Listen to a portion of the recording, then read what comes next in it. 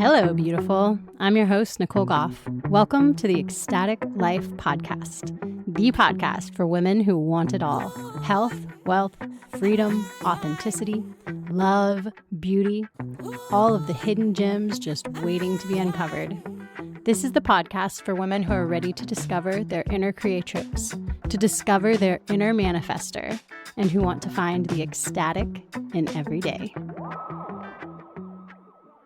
Hi, and welcome back to the Ecstatic Life Podcast. Today I am here with Carolina and Kerryn from Motherhood Priestess, and we are doing part 2 of psychic parenting, which has been requested by many people. So your episode originally, Kerryn, was really loved, and everybody's super excited about this topic. And so I'm so happy to have you and your partner back on, you back on and your partner for the first time to dive deeper. We're going to do a deep dive into psychic parenting today.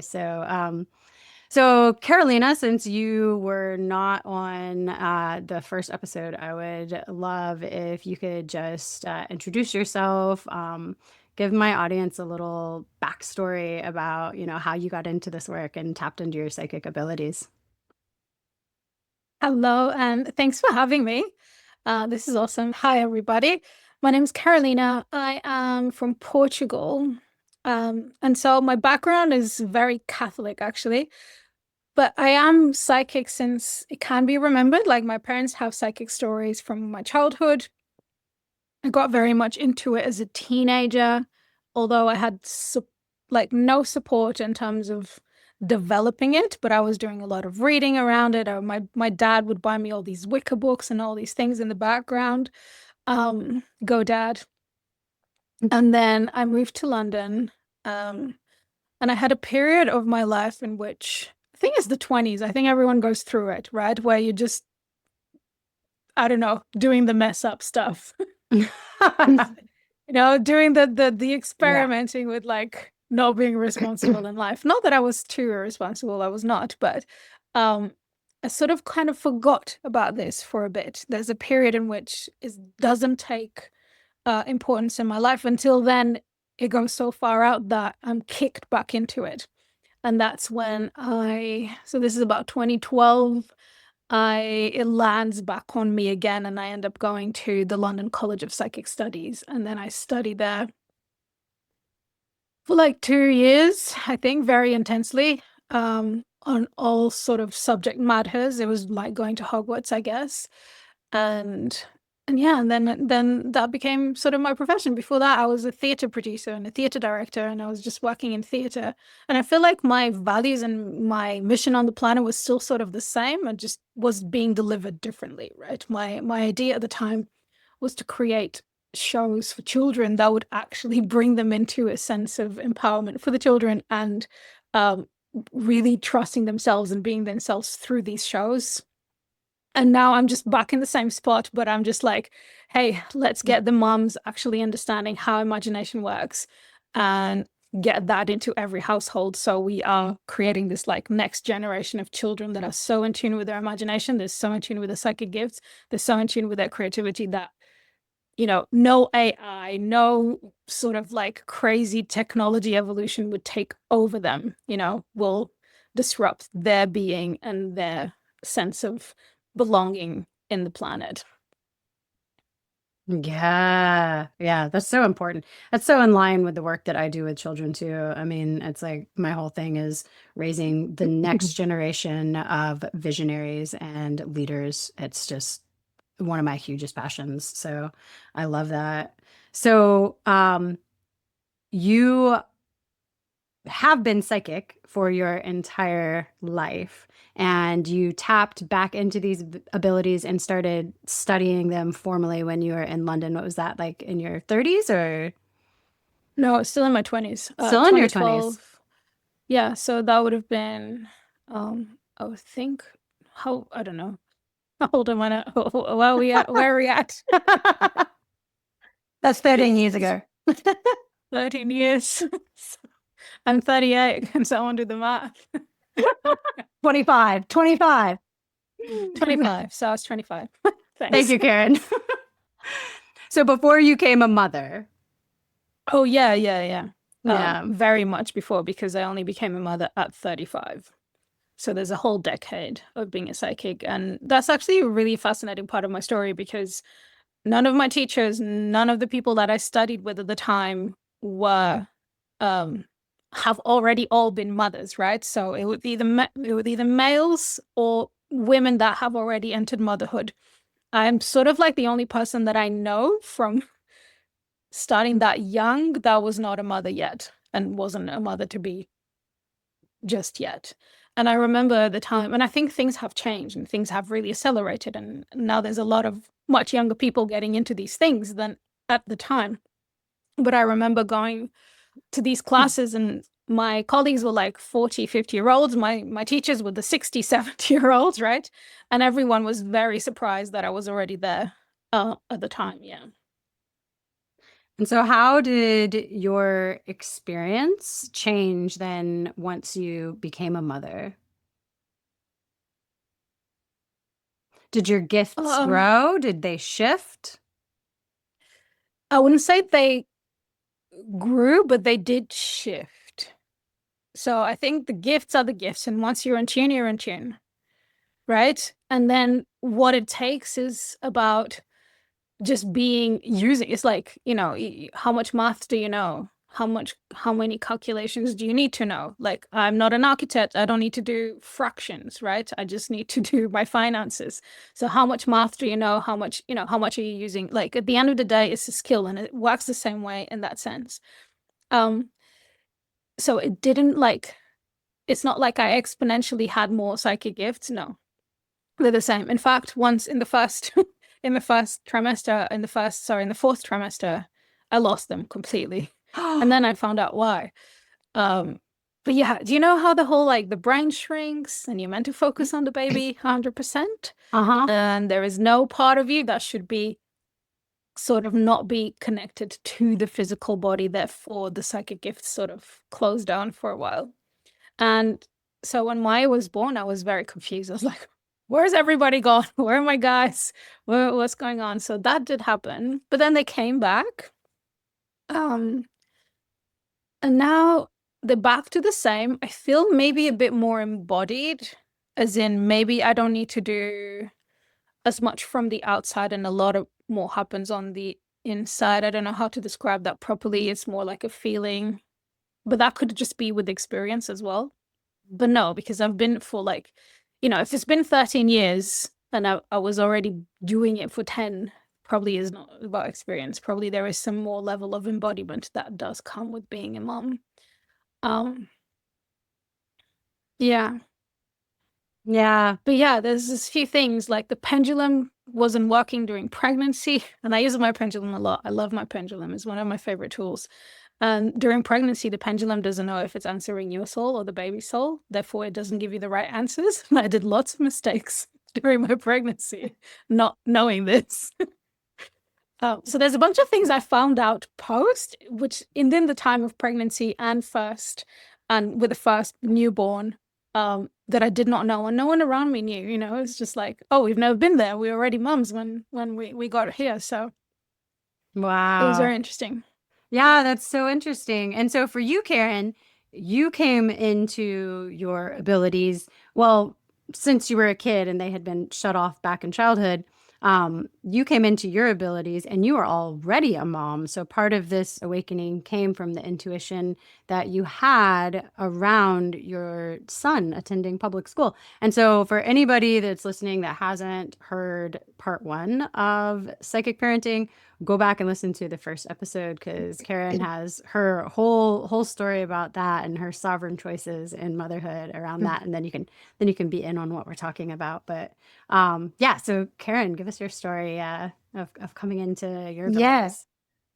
yeah. I mean, it's so interesting because Carolina and I have two completely different experiences. She's been connected to her psychic abilities her whole life, whereas for me, I'm only just started tuning into it like almost exactly a year ago. It hasn't even been a year. It's crazy how accelerated my life has become since aligning with these psychic abilities. So yeah, for me, I'm a yoga teacher. I found yoga in my mid 20s. Was seeing psychologists, psychiatrists, was on medication, was, doing all of the things before I became a mum.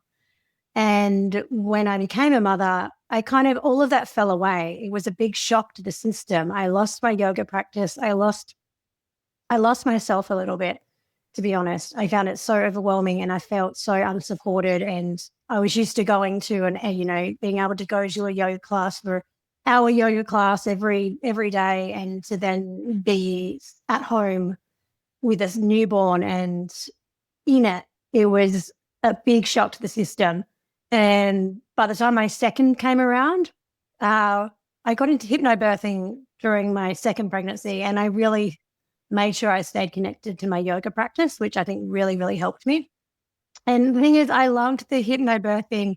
I had this one track I listened to, and it was all about visualizing yourself in pretty much a safe space, which is very similar to what you're doing when you're going astral traveling. And I loved it. I loved the visualizations of doing that. And when she came and was Earthside, I again really fell back again into my mental illness stuff. I fell into severe anxiety. I was sleep deprived because I was tandem feeding. It was a lot. And I came across breath work, which really helped me to create more space again for self-care, because I think that was the biggest thing I lost, was looking after myself, and just the really simple things of, doing my face in the morning or doing just 10 minutes of yoga. And it wasn't until last year that once I sent my son to school, I'd been such an intuitive mother up to that point. And then I sent my son to school, and it broke my heart, and it really put a lot of pressure on our relationship. He completely closed off. He had always had long hair. He'd never had a haircut. And just before, when he went to school, he wanted his hair cut, which, because he used to always be called a girl, people used to always be like, oh, she's so beautiful. And he's just a really beautiful boy. And I could just see him slipping into himself, shrinking himself. And so when I pulled him out, I had a download during, a meditation challenge I was doing at the time, which Carolina was in at the time, but we didn't know each other at the time then. And I had this download to pull him out of school. And that, I can just really see that was like a defining moment in my life where things started aligning, and everything escalated from there. I then went to meet Carolina. I started diving into all of her amazing teachings. And the more I started doing this practice and starting to trust myself, it really amplified my intuition. And I saw my kids start to blossom, and my connection with my son is amazing now. And yeah, it's just been from that, really amplifying my intuition and really seeing where that takes me. Yeah, it's been a beautiful journey. Yeah, it's a beautiful story. And so you mentioned astral travel. And so I would love it if maybe, Carolina, if you wanted to define that, and so we can give the audience like what we're speaking about with that. So energetically, there are different frequencies, and therefore there are what we're going to call different realms. And different parts of our frequencies can be in these different realms, right?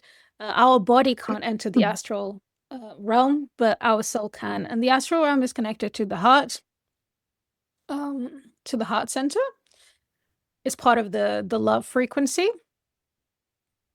And then there are higher realms, where upper beings would belong to. And we don't really know what happens there. We don't have access to go that far, not yet, because as humans and as we evolving our consciousness, right, if we step into this next level, which is actually stepping into our psychic stuff, I'm sure eventually we will also consciously evolve to go higher. But for now, this is as high as we know we can go, as sort of the astral. So people have this idea that astral traveling means you're like gonna leave your body, and you don't, because if you left your body, you would die. So you're still feathered to your body, but it's more like It's more like your consciousness goes into this other space, right? And is only in the energetic field and the vibrational field. So you still feel yourself in your body at the same time. I mean, you can fully disconnect that sensation if you really go into the journey, but you can also still feel your body if you choose to, right?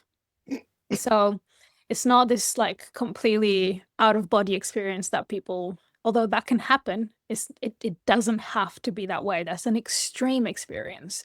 I think we as humans still have this idea that everything is black and white, and while the truth is everything is a spectrum, and within the spectrum, out of body experience is an extreme experience of going to a different realm, not even necessarily the astral sometimes, just a different one. But so we go to the astral because that's where the souls are. That's where the souls reside when they're not in the 3D body. And so that's where our guides are. That's where people we might want to connect with are. That's where, yeah. I mean, yeah. I think is that a good sort of summary of what the astral means? Good intro. And so Kerryn, you were led through this process. This is what awakened your abilities. So can you kind of just piggyback on that? Like, tell us what that was like. What was the experience like for you? I still vividly remember the first time I did it. I remember when I met my main guide, it was like coming home to myself. It was like I realized that I'd never been alone my whole life, and that there'd always been someone there helping me and supporting me in the background, and to just finally connect with that person and to realize that I never have to be alone. No matter what I go through, there's someone here. I was like, we hugged each other and cried, and it was very emotional. And it was beautiful. When I met my spirit animal, I have a spirit cat, and I love my spirit cat. It's so funny. I'm not a cat person at all. So for me to have my spirit animal is a cat, it's just, I find it so funny. The whole experience was just, I was like a little girl, like running. It was like my inner child came out, and I was running around so excited and happy in my safe space and running up. And I had so many questions, like bombarding all of my guides. Me when I met them, I'm like, like word vomit at them. It was really overwhelming. It was really overwhelming. So I think the first time was, it was just like this big party. And then it was crazy because then the next 2 weeks, I had 2 weeks of traveling to the astral after that. And this seems to be my process, right? I get really excited about something when I find a new practice to do. I get really excited and I'm like, yes, this is the thing. And then I spend 2 weeks, every time I would travel to the astral, I'd fall asleep. I'd fall asleep every time. It wouldn't matter what time of the day I would do it. It didn't matter. Like I would do a half-hour breath work lying down with my eyes closed, and I'd stay awake afterwards. And for the astral, I would fall asleep. And I was getting so angry and frustrated at myself. I'm like, why can't I do this? I just want to talk to my guides. And then I think Carolina pointed it out. She's like, I think this is your process, right? Like you just, and once I kind of got over that, like accepted, okay, I'm just going to fall asleep, whatever. Like this is what's for me at the moment. Once I got over that hump, and then I started being able to go and not fall asleep. And then the whole thing really, really expanded and opened up for me. But with anything, that seems to be my process. I kind of push against something and I push too much. And it's like I have this desperate energy about me because I really want to be able to do something and I can't do it. But then once I finally accept, okay, this is where I am right now, and then it all comes through. Surrender. Yeah. The surrender. Surrender. Yeah. I think another massive thing during that time was, I think Carolina was like, okay, you need to start just grounding every day. So that was something I started doing. And that really helped with grounding my energy to not be so heightened and like go, go, go, just really grounding myself with where I am. And also really learning to trust myself and what was coming through for me, because I think for me, especially, I've gone through my life of not trusting myself or giving my power away, and not listening to my intuition if something comes through and I can't explain it. And then, then I can't justify why that would be the right reason. And so then I'll do whatever else someone tells me to do. And then I'm like, oh, I should have done the thing that I originally got the download for, right? And so, yeah, learning to trust my imagination was probably the biggest thing that I had to go through with learning to, is that what you got? Yes, that's what I got. That's it then. And it felt so simple at the time, but Yeah, it but was a it's really profound. yeah. Yeah, it's not. I mean, it's not easy because it's simple, but it's not easy because I struggle with that so much too. I'll get those intuitive hits, and then it's like you self-doubt and you say, oh, like, all kinds of excuses for why you shouldn't listen or why it's wrong. And then inevitably something happens and you're like, oh, I should have listened to my intuition. I knew I get better. it all the time, like I'll be driving down the road and it's like, this is the way I always go. And then, I'll be like, oh, I need to turn that way. And I'm like, no, I don't need to go that way. I always go this way. And then I don't listen to it. And then I get down the road and there's like roadworks and I'm stuck there for half an hour. Like, should have listened to myself. So I think it's been a really big thing over the last year is like, if I get a hit on something, just do it straight away, because that's how I receive my intuition. And as soon as I start questioning it, that's when the answer's already gone. Yep. I should have done it back there. And it's a big thing. It's really big. Though. It's really big because there's so much, like, there's lifetime of conditioning around it, right? From society. It's all made up, right? Like we grow up, whatever's in your mind is made up, right? It's not coming from anything else. So if it's made up, it's not it doesn't have its value, or it's not, what's the right way of saying it? If it's made valid. up, it's not valid. Valid. That's the word I'm looking for. Thank you. But then we also go back to like the whole process of what we call the witch wound, which is, 500 years ago, if you didn't speak out your intuition, you die. So there's a big conditioning on us to have hidden all of these things. So it is big and it's a big work, and like learning to trust yourself again on these things, it's huge. And it's not easy because, it could mean death, technically, still to the nervous system. Yeah. Yep. 100%. I mean, and how disconnected we are from our childhoods. And we talked about this on the last episode too, but we have been raised our entire life to, get out of your head, to stop having your head in the clouds, stop daydreaming and put your feet on the ground, and, all these messages that we're told as kids. And luckily, not so much me. I was personally raised in a very different environment. I was unschooled and a very hippie in the woods, Nobody was telling me personally these things, but the vast majority of us put into public school. And then, as Kerryn was saying, the conformity that happens and teachers telling you to be still and be quiet. And again, stop using your imagination and get into the real world, quote unquote, real world. And so we have in the time when we are the most intuitive, when we are the most in touch with the astral, I would say we are closest to that realm still, we have it ripped away from us and beaten out of us.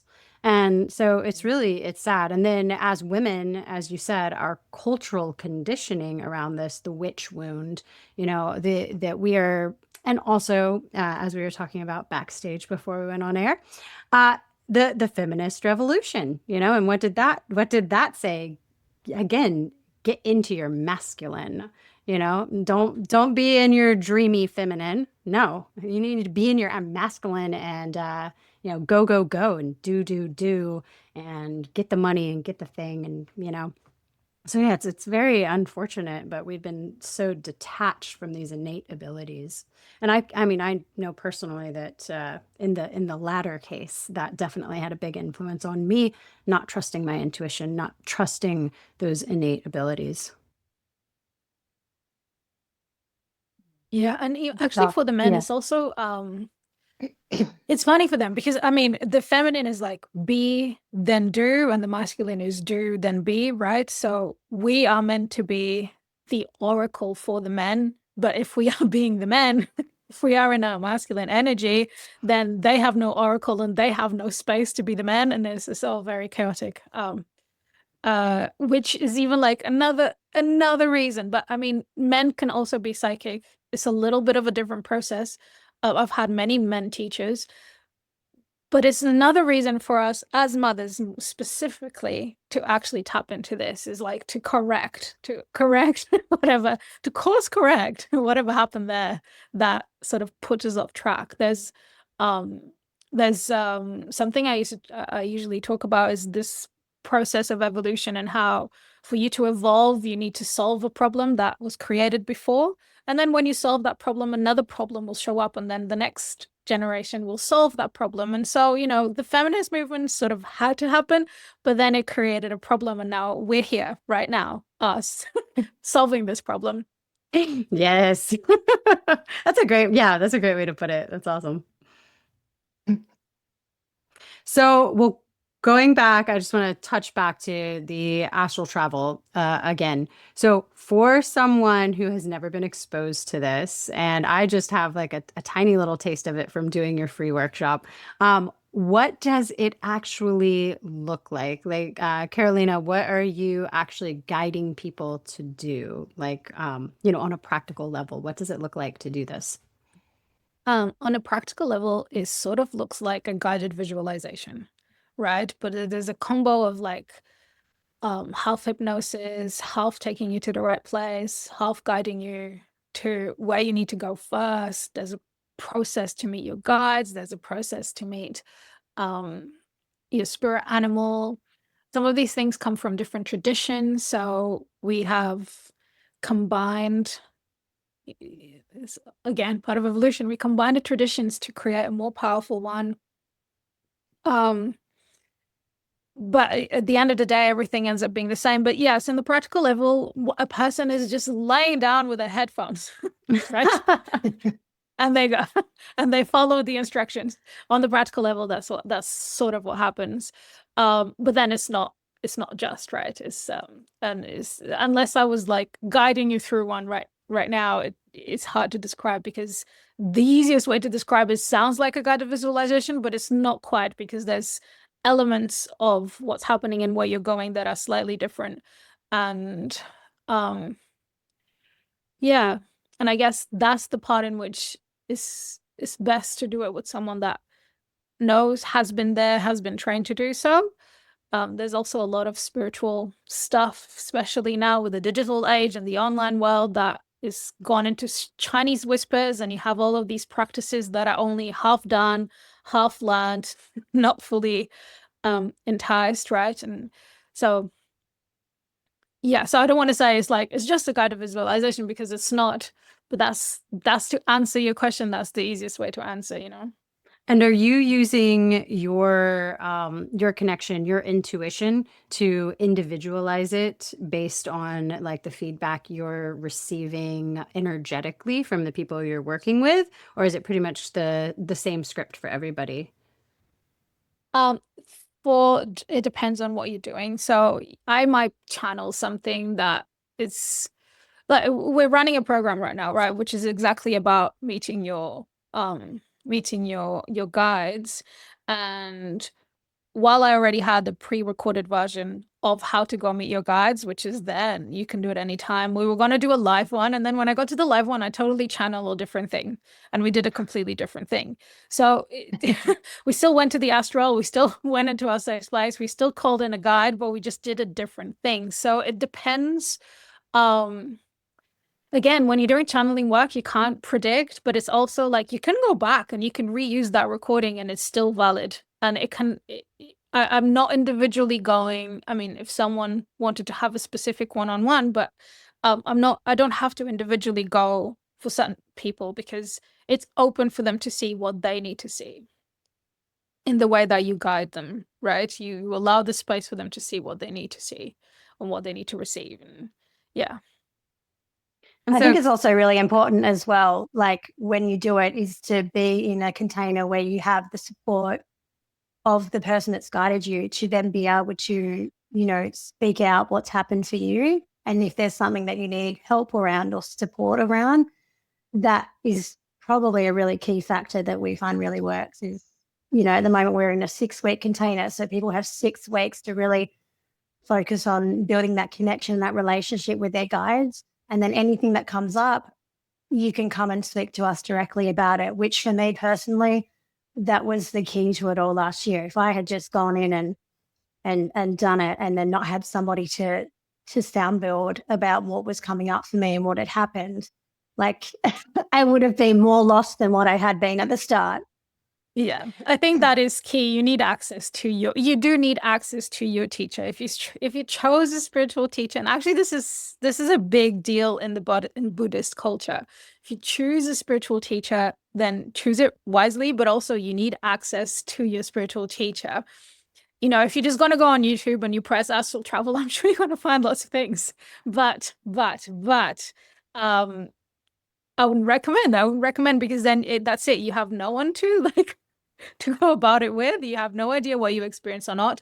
You're probably going to harm your own trust on yourself because you haven't learned how to trust your intuition yet. So you're going to do something unguided. Well, even if it's pre-recorded, but you don't have access to the teacher, it's unguided.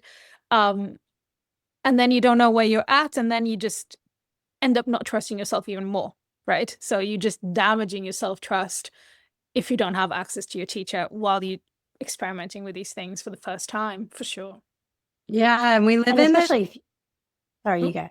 I was just saying, we live in this age now where you see these people that go doing like a 2-day course, and then they think that they can be spiritual leaders on something. And it's like, you can't like do Reiki for 12 hours and then all of a sudden you're a Reiki master. And there's so many people out there that are doing these kinds of things. So yeah, I can see where that's a very key factor. And Carolina, you were that guide for Kerryn, right? I mean, you were her teacher. And so, yeah, I'd love to. She still is. She still is. Yes. If you want to finish what you were about to say, but also I would love to hear that story of how you guys went from the student-teacher relationship to then teaming up to create Mother Priestess. Yeah, I actually can't remember what I was going to say before. So I'll just speak on your question now. Sorry. What the frick? I've completely forgotten. It's such a big story, right? Like, I think I did the astral stuff, and then I dived deep into my clairs because that felt like the really natural progression to fall into that. And we ended up Carolina was guiding us through like a 12-week container, I think it was. It ended up being about 12 weeks.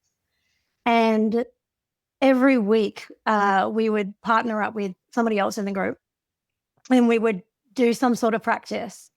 So I think the first week was tuning into each other's energy, no matter where they are in the world. We channeled for each other. We was doing scrying 1 week. There was all these different practices. We did a past life regression, and every week, all the fun things. something would unravel like every week. And this whole group it was crazy. Like the dynamics of this group it's life-changing. These people were amazing. But we kind of kept getting these little breadcrumbs. Every week someone would get some sort of little message or something would come through. And I actually can't even remember the specific who actually, it kind of was a whole big thing, but it ended up being that Carolina and I had been in this past life together, as well as someone else from this group that we're in. And then I can't even remember how it happened, Carolina. I can't remember if it was you that had a download that we needed to join forces. I think we ended up meeting each other in person in November when I happened to be in Brisbane where Carolina is.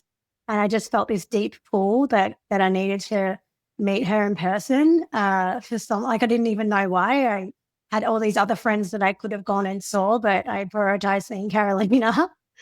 And then I can't remember. It was December maybe. We just realized I think our purpose is aligned. We're meant to be doing this together. It's actually it was in February. So it's only in February this year that I invited Kerryn to join me. So we were doing, it was a bit like that. It was like I kept having little snippets of Kerryn is meant to join me. Kerryn is meant to join me. And then because I'm a generator, I need to respond. I was waiting for things on the outside for me to respond to and wait. So I was sort of waiting. And then she's a projector, so she needs the invitation, but I was sort of waiting to have the signs from the external to then go ahead with that, receiving that message. So basically, you guys just needed me there as a manifester to be like, chicks, come on now, let's all get together, right? Tell y'all what to do. Yeah. Match us up. Yeah. Yeah. But I feel like it's in the business context. In a business context, Kerryn was literally my dream avatar journey, right? So Yeah. she started as like, she started as this person that just found me, right? And then she went through the whole journey and suddenly she's my business partner. But it's I realized as I was going through the process. Okay, so stepping back, I think I need to step back. Once I was pregnant with Maya, I decided I didn't want to grow up a little girl in a world in which I had to do so much work on social media. So I just deleted my entire social media, and my entire business at the time, which was very successful, which was called Transcending, and it was about healing, just collapsed and just went down. Wow. And so I just, because I deleted social media, blah, blah, blah. And then, of course, then I went through this dark process of like, why did I do that to myself? My business has now crumbled and now I'm supposed to feed a baby. I don't have any money. What was I thinking? And then my partner, we were in Portugal at the time. My partner just went, he was also going through a work crumble. It was really fascinating. Like, he was really big on TikTok. His account got closed off and he lost all of the things as well. And he was a jewelry maker, but then somehow, like, in Portugal, people didn't like his jewelry. I don't know. It was like weird things. And then we would have ideas like, how about you go drive tuk-tuks? And then it was like, oh, my Australian driver's license is gonna, is like, it doesn't have any date left on it, whatever it's called. And Expired. It's expired. And the only way to do it, because it's already been 10 years, is in Australia. So I can't even do a new one in the embassy. It was like all of these little things that our professional life was like crumbling between me and my partner. And so, like, okay, let's go to Australia. The point is, we should have never been in Portugal, but that's another story. That was the one time I accommodated my intuition for other people's, which sometimes you got to do. But anyway, moving on. So we got to Australia and I take a period of really, really deep just rest. He got a job. He's supporting us financially. I can just like be with my baby. That's all I wanted to do anyway. And eventually I came into, okay, the reason that I had to crumble is because I was focusing on healing adults, which was a process that was needed at the time. But that's not the future anymore. And the future is now to envision the future, not to heal the past anymore, but to envision the future. We've done enough healing. If we keep healing, we're just going to perpetuate the suffering. And we've done enough healing as a collective. We need to move on. And so that's kind of why my business collapsed, and why then suddenly I came back into, okay, what I really need to do is to start teaching mothers how to tune into their psychic, because I know everyone is psychic. Because everyone is psychic. And so Kerryn was like my first student of that project. And the way I was running it was really experimental. I was following 100% my human design. I wasn't focusing on making any money at all. Although obviously that's always nice, but that's not my point. Was I was designing the pathway that I wanted mothers to go through in this experience. And Kerryn was the person I was responding to. So Kerryn showed up to me as a student, as the person I needed to respond to create this pathway. Right. And so as we're doing the final big course, the 12-week course, I start understanding, okay, Kerryn needs to be part of this with me. It's not just me. It's bigger than me. So, and then eventually I got the external sign to respond. And then eventually I invited her in February.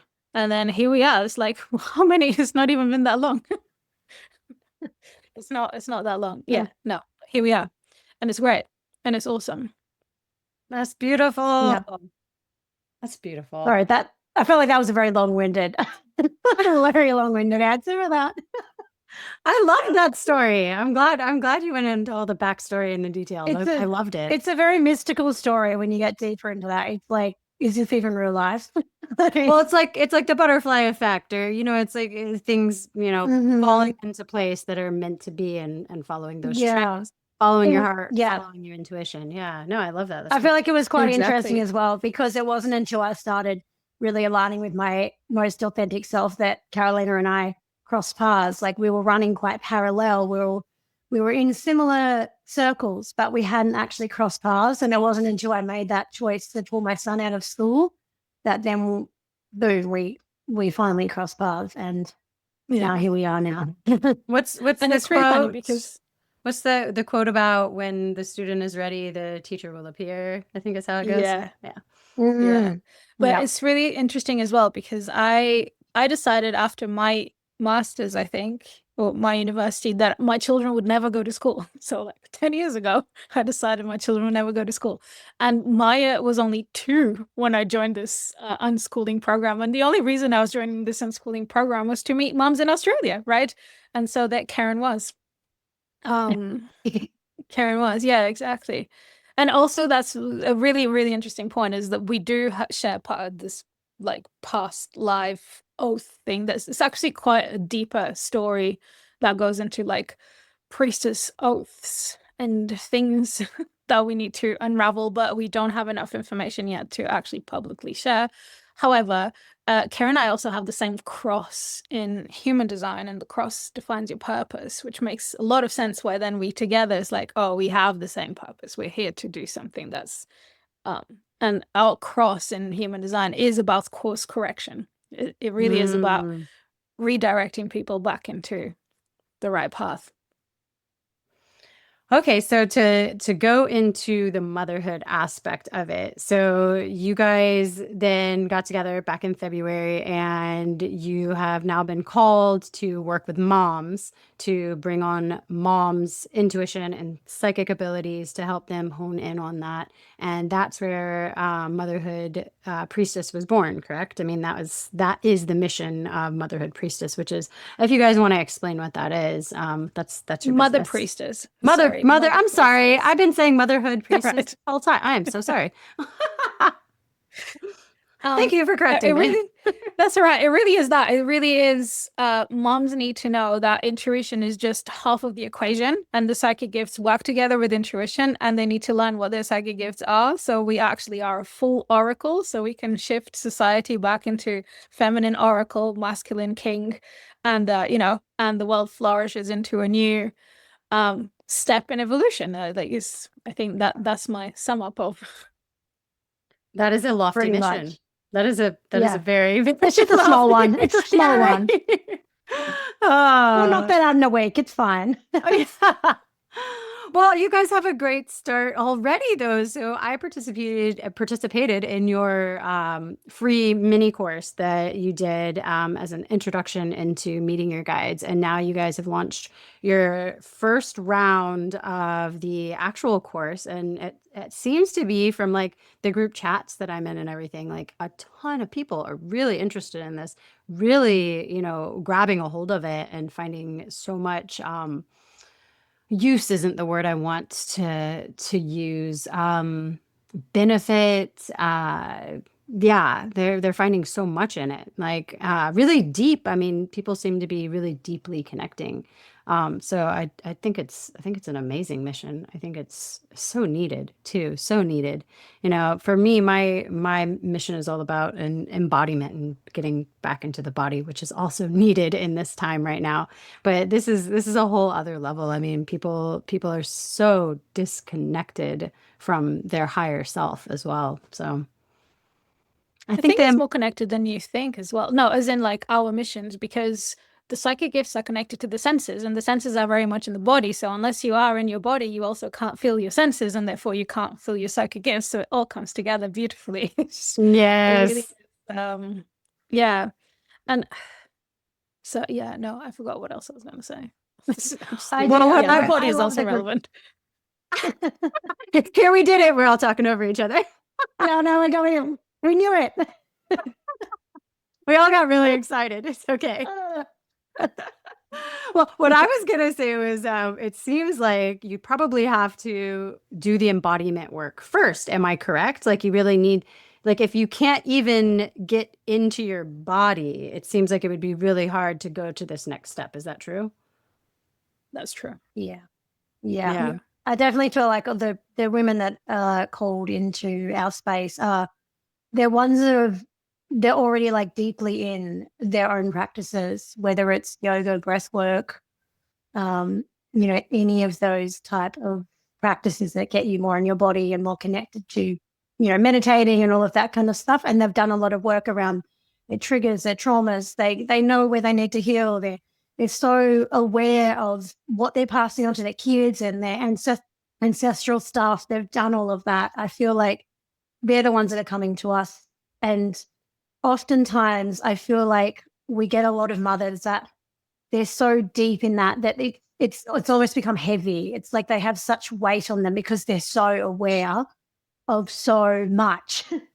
And when you step into psychic work, it's like returning to just this lightness and this joy and curiosity rather than hyperfixating on all of the ways you need to heal.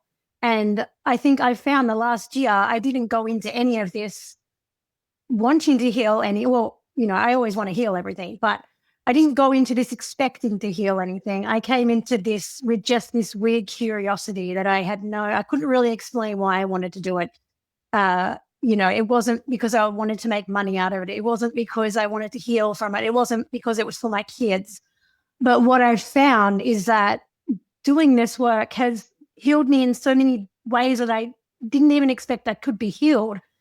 I'm healing stuff from past lives that I didn't even know were things. Like, this is crazy. It's such deep work. And it's also done so much for my kids. So much for my kids. They're so much more embodied. They're so more playful and so in their imagination because I can join them in that. It's not just me on the outside being like, oh, yeah, cool. You can see a horse over there, or, oh, there's some unicorns. It's me like getting in there and being like, oh, how many unicorns are there? What do they look like? What color are they? Do they have a message for you? Like fully joining in on that childlike wonder that we used to have before all of the conditioning, before all of life, piles on top of us, just getting in there and really being present and experiencing life through the eyes of a child. But we're now our adult selves. It's so beautiful. It's such a beautiful way to live. And I just love it. I love it. Yeah. Yeah, it can get so heavy. You're so right. I mean, all the shadow work, just it can really get to a place. And I know for me recently, and definitely like getting introduced to your world here has been a part of that magic. But recently just stepping into that magic and that childlike wonder and that curiosity, it just feels so good. After coming through the dark night of the soul and doing all the healing and doing all the shadow work and getting all it's like it's so fun. It's so freeing to be on the other side of that and to be curious about rainbows and the crows in my yard, Yeah. Just like right. experiencing that side of yourself, like just digging into it. You're not just like having a moment and then just like not thinking about it again, but seeing a rainbow and you're like, oh, what is that rainbow here for? And can I see more rainbows today? It's just, yeah, I love it. It's just awesome. It's really, really fun. And I think the really important thing about this as well is in terms of it becomes lighthearted again, it becomes fun, it becomes joyful, which is technically the highest, energy that we're getting to, right? If we stay too much on the healing and we keep going into the shadow, we're just going to end up perpetuating the suffering. So we want to do some healing, we have to, but then we need to go up the spiral of the vibrations and we need to get to the joy. And if we forget to do that, then we're not helping our children to then become the unconditioned. So we have to do a lot of unconditioning, but I guess the point of this work is that our children don't, right? That they grow without needing to do that work. They grow because we already trust them, and therefore they already trust themselves. And it's really simple. Like, you don't have to step into their world in the sense that you need to believe it, or you need to see it for yourself, or but you can endorse it, right? If your child is telling you, mom, because this is what Maya does. Maya will go out of the door, and Maya will say there are 16 horses all the way back to the bedroom, and they're all coming with us, and we need to count them. And so we count the 16 horses. She gives them all a name. I don't have to see the horses. I don't even have to believe that the horses are there, although I do, but I don't have to. I can just endorse that moment for her and be like, okay, tell me their names. Here we go. Okay, 1 horse, 2 horse. I can count with her. And so that's for like anyone listening. Like, you can just endorse your child's imagination that way. And that in itself will give them so much trust in themselves. And really, imagination is going to be the most valuable future skill, because information isn't anymore. Intelligence isn't anymore. We have AI. Imagination will be. So like, if there's one thing people take from this, I just want it to be specifically this: endorse your child's imagination, please. Make that your priority. And connection, and connection, and connection, and connection. I feel like it's being said that kids are playing.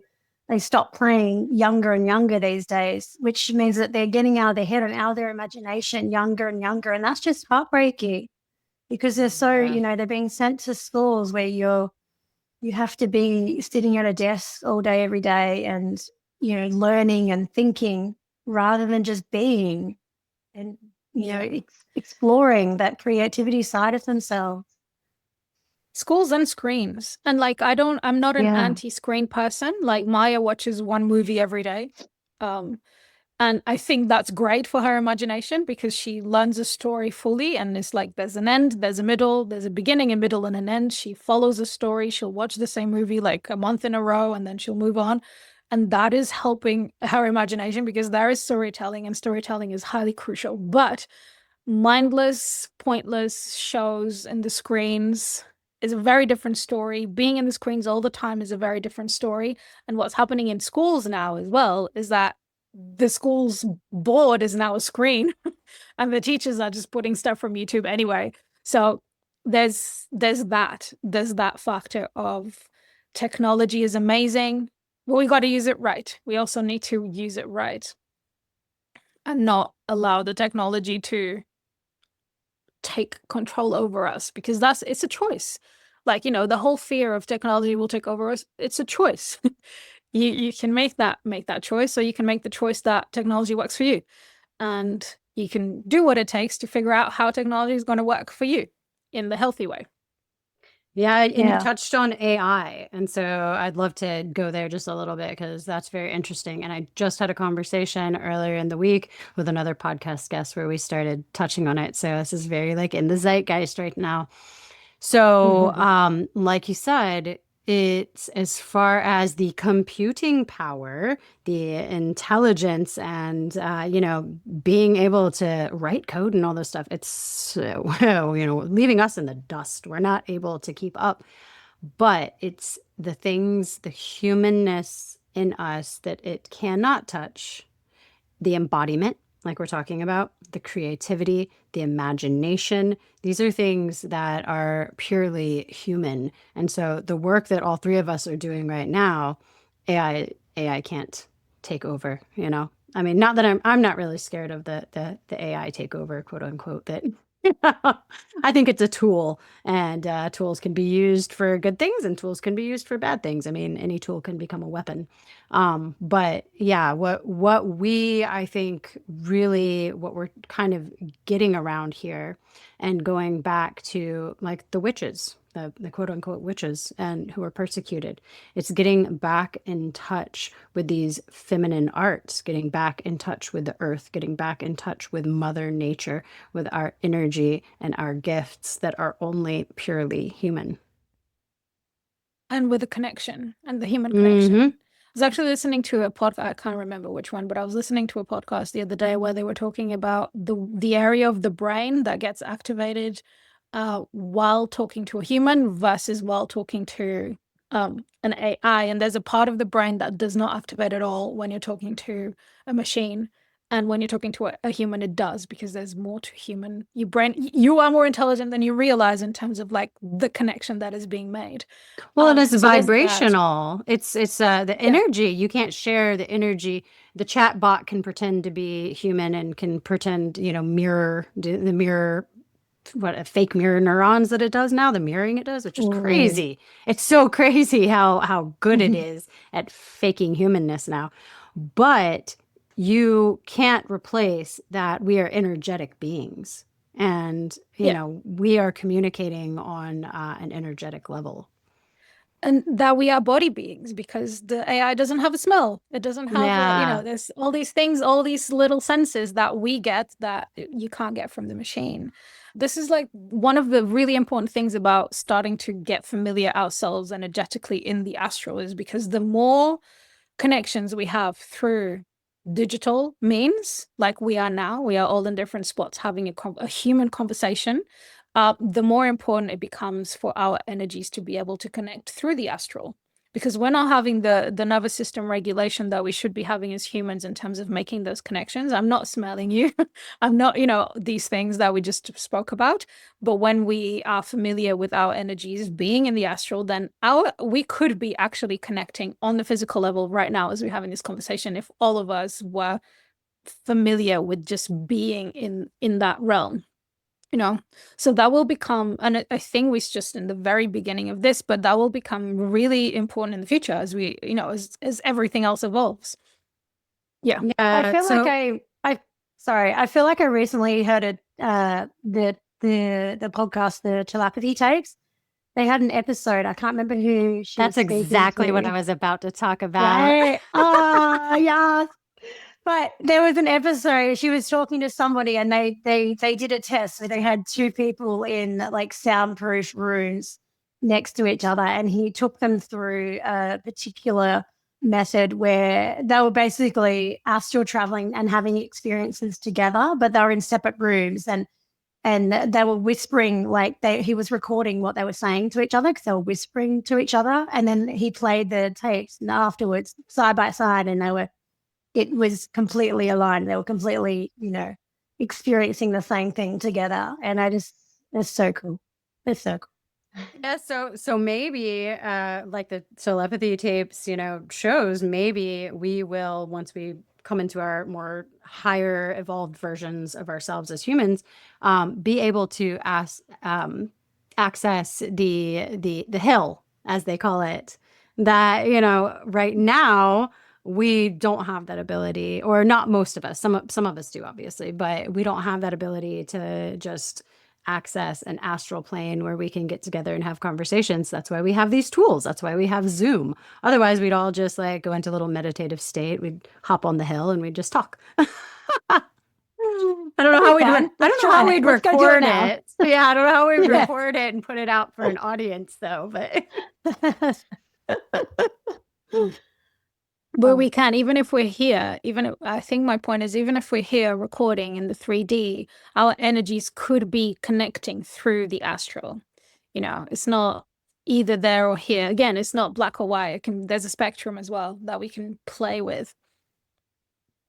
That's cool. I can't wait to tap in more. I mean, I know, Kerryn, you're here like a year in, and I'm like, a couple weeks into exploring this. So I can't wait. It's crazy how quickly it can work these days. I think, Carolina, when I first got into your orbit, I think you were saying normally it takes years for people to learn these things, and now it seems to be speeding up the abilities of people to tune into this stuff and to learn this stuff and to embody these practices.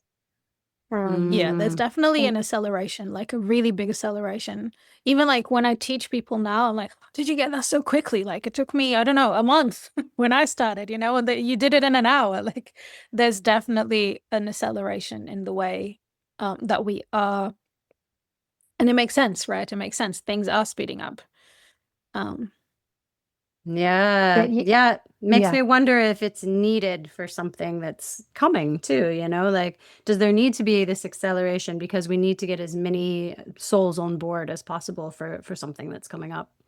100%. We're all here in this exact moment, in this, moment in time for a reason. And it's time for us all to step up, for sure. Yeah. Okay, so I know we're probably getting pretty close to the end of our hour. I would love if we could bring it back to the parenting aspect, the parenting aspect, and how we can help. Let's say for mothers who are just hearing about this for the first time, that have no idea, they're not tapped into their intuition, they're not tapped into their psychic abilities in any way. Like, how can they begin to bring this online? How can they begin to become embodied and then to become intuitive and to support their children? Either one. Yeah. I'll This go is a public Carolina. phrase. I think I did. Okay, I you did it go. last time. You can do it this Okay, time. Oh, I go. Okay. You go. I um how it went for me specifically is the first thing that I did learn once I stepped into psychic school was to meet my guides. And the reason that's a foundation is because they are crucial to your visits, entering, being in the psychic realm, in the astral realm, sorry. And because they are crucial to unlock the gifts, I would say, to unlock your gifts. And that's because they have a soul contract with you, right? We never got into soul contract conversation in this episode, but there's a whole soul contract that they have with you from birth to death, and therefore they are your team. So it's like you can start a business by yourself, but there's an invisible team already there for you, or you can start your business already with your full team. They're part of your team, therefore they're part of your life path, therefore they're part of your life's mission, right? So the reason we work with mothers that are already in their intuition is because intuition is an important, crucial point that is more connected to the body, right? It lives in the body, and your intuition is your response to your yes or your no. Should I go ahead with this? Should I not? Is your motivator. Is actually the answer. And the psychic gifts are the receiving of the information. So between receiving the information and then getting the answer of how you want to act upon that information, that's your intuition and that's your psychic gifts. So when you align with your team, it makes receiving the information so much easier. Because again, they are part of whatever your soul has decided that it needs to accomplish in this lifetime, they are part of that mission. They have a soul contract with you to be part of that mission. But because it's sort of a game and you do have free will and you can F it up, they're not allowed to interfere until you ask. They're not allowed to interfere until you request out of your own free will for them to come and actually do their jobs, right? So that's it. That's the starting point. That's the best starting point. And yeah, and then from there, like the world opens into different possibilities, because then you can start exploring other things like the scryings, the channelings, the past lives, all the fun things. But meeting the guides and trusting your imagination, because sometimes you can meet your guide and then not trust that you met your guide. So those two are the first starting points that I would say, this is best. This is the place to start. This is where we should start. Yeah. Yeah. And they're definitely the best as well, because when you are able to directly tune in and ask them for advice in anything that you need in your life, it really accelerates how quickly you get to the place that you want to go, right? Because they're kind of like this before you ask for their permission. It's like your phone just being in your car while you're driving and not having the GPS turned on. But you know how it's always knows where you are anyway. In comparison to then turning on Google Maps and putting in where you want to go, and then it gives you the direct route. So you could go into psychic stuff without having your guides, but it's going to take a lot longer, and you might go all over the place. You're not going the right place. You might be getting the wrong answers, versus having the Google Map guides turned on. They can give you the direct answers of how to get to, and it's so cool to have somebody that knows your highest purpose, your highest timeline, your highest self, They know exactly what you're here to do and they know how to get there. You just need to ask them. And it sounds so simple, but to just like to be able to have access to somebody that for your whole rest of your life, no matter what you're going through, they know you the most that somebody else can know somebody. And they know exactly how to get you to where you need to go. All you need to do is ask. And to just have a lifelong access to somebody like that is always going to be there is just, yeah, it's life-changing. It's life-changing. And I think it's also really cool is then you can also start tuning into your kids' spirit guides to be able to directly help your kids as well, because then they know your kids' purpose and their timeline. And then you can, directly ask for how you can support your kids in that way as well, which is also just it's a whole other game. Yeah, it's a whole level cool. of the level of preventing conditioning. Yeah. That's so cool. That's so cool. I can't wait to dig in deeper, personally for my own experience, for my own knowledge, and for my own, higher power. So what I'm hearing is first you work on healing your shit. You work on the embodiment. You got to get that. So come see me first, and we'll get you right there. And then once you're able to actually feel your intuition, to feel your body, then we need to step into your program that you're running now. And that is the Meet Your Guides program. So can you guys just tell everybody like what that entails, how to work with you, how to sign up when the next opening is going to be? I would like this to is say the also part that you can tell. Oh, okay, go on. I would like to say that if you still feel like you're in the middle of your healing process and you're not perfect, like you don't have to be perfect. And the point is of coming in and doing your psychic work, you'll probably start healing stuff inadvertently that you didn't even realize you could possibly heal. So I just want people to feel like, oh no, I haven't healed enough. I have to do more work on myself before I get into that. That's not the case at all. We welcome everybody. I think it's just having a willingness to be open and ready to heal, because you'll probably have stuff come up that is really, really heavy and deep.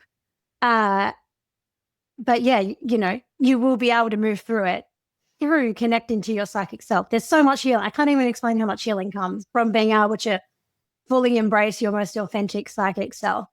So yeah, Meet Your Guides. We don't actually have an exact date of when our next intake will be, but I don't know when this episode is going out either, but it is, we are working on it in the background, coming up soon. But it's a really simple 3-part mini series called Meet Your Guides, where we really just walk you through the very start of starting to open that connection to your guides, which kind of ends with you asking for a physical sign in a 3D, which Nicole, I remember you did that. I can't remember what your sign was. I think it was something really cool. It was crows. Crows. Yeah, I kept seeing crows. crows. And there was somebody else in my cohort that was also seeing crows. And so that was really enlightening. But I also did see a rainbow. I forgot to post it in the group. There's a picture on my on the camera. Everybody is on the rainbow frequency now. I am obsessed with rainbows. Yeah, there was just a huge one all the way over my house. Yeah, right after that. So yeah. Stop. Yeah, but the crows were just all over my yard, all over my fence, everywhere I'd go. The crows are just everywhere. And I'm like, this has got to be it. And did you figure out what the crows came to tell you though? Well, so there were different messages. I think I can't remember the woman who was talking about it in the group, but that she was coming to different conclusions than I was. But the conclusions that I was coming to was about transformation, and Beautiful. tapping into higher self, which made perfect sense with the whole experience. So yeah, I also just want to add here as well that it's not always automatic as well. Like the other day I had an experience with crows and I'm still trying to figure out what basically a crow flew past us and dropped a passion fruit that almost hit Maya's head. And then I don't know, we were in a different spot a different spot. So I don't know if it's the same crow or different crow, but one dropped another seed that almost hit my head. And then later we're in a different spot and we're passing by, and there's this crow just going like, and they're like, doing that sound, little crow sound. yeah, but it was staring me in the eye directly, and I'm like, what are you trying to tell me? And I still haven't figured out what those crows were trying to tell me. And sometimes I just want to say this as well, not all messages are obvious and instant. Sometimes we also have to work at their meanings. Sometimes it takes time. In fact, if I go back to our story and mine and Kerryn meeting, like it was almost a year before I met Kerryn that I set the intention that I wanted to find some priestesses. And here we are then we met, and then we have a priestess oath from God knows how long ago, Atlantean lifetimes, and then we're starting a business called Mother Priestess. So like sometimes things take time, and it's also about that, trusting the process, trusting that it's not all meant to be immediate. And so it's one of the things that we have in this fast-paced world, is like wanting things to come immediate, and it's not always the case as well. Even when you are in tune with your psychic, it's still actually, if anything, it means you have more of that patience and that trust to actually allow time to do its thing. Yeah. I feel like so often I write something down in my journal, and then it doesn't land until I read it back like a year later, and I'll be like, oh wow, I wrote that a year ago, and now look where I am now. You know, Yeah. I love it. It's like your past version of you is just putting little breadcrumbs down for you, and you didn't even realize. Yeah. Life is magical. Oh, well, thank you, ladies, so much. We are at our hour, and it is definitely bedtime here in America. We're starting today. Yeah, I know. It's so funny. It is past my bedtime here, so we flipped this time. Yep. Yeah. Now you know how I felt last time. Now you can go and try to go to bed when you're buzzing. I know. That's why I switched with you. So I figured that was fair. Thank you both so much. I have loved this conversation. I'm going to be bumping this one up. It will come out quickly because I know there are several people out there that are super excited to hear this. And I could do a part 3. There are so many, speaking of little like breadcrumbs, there's so many different directions I could see us going if we decided we wanted to jump on. Yeah. Yes, and especially after I get a chance to really dive deeper into your full program and really get connected with my guides and experience the astral plane with lovely guides to lead me through that, and then definitely we'll be ready for a part 3. Is there anything else that you ladies want to leave that we didn't touch on that you feel really called to share? Any last words? No, I don't have too much. Oh, you go. I was going to say, my last words are always the same. It was like, endorse the imagination and make every decision with, is this promoting connection or is it promoting separation? And always choose connection. That's it. That's my little nugget of wisdom. Yes. Imagination and connection. Me too. I don't have any nugget, but if anybody wants to follow us on Instagram, we're at mother.priestess if you want to come and join the journey and see where it takes us. Yep. And I'll link everything in show notes. And if you guys have a date for your next workshop, then we'll pop that in there, and your website and everything else too. So thank you both so much for coming on here and chatting with me today. Yesterday. No, we're in the future for you. Tomorrow. That's right. Tomorrow. Yeah. Saturday's looking good. Yeah. Thanks for chatting with me tomorrow morning. We've astral traveled to the future just for this. Yeah. It's crazy. So it's even that's kind of hard to wrap your mind around. What is time? Oh, yeah. So much love to you both. Thank you so much for coming on. Thank you so much for having us. Thank you for having us. Yeah. Awesome. Thank you for having us.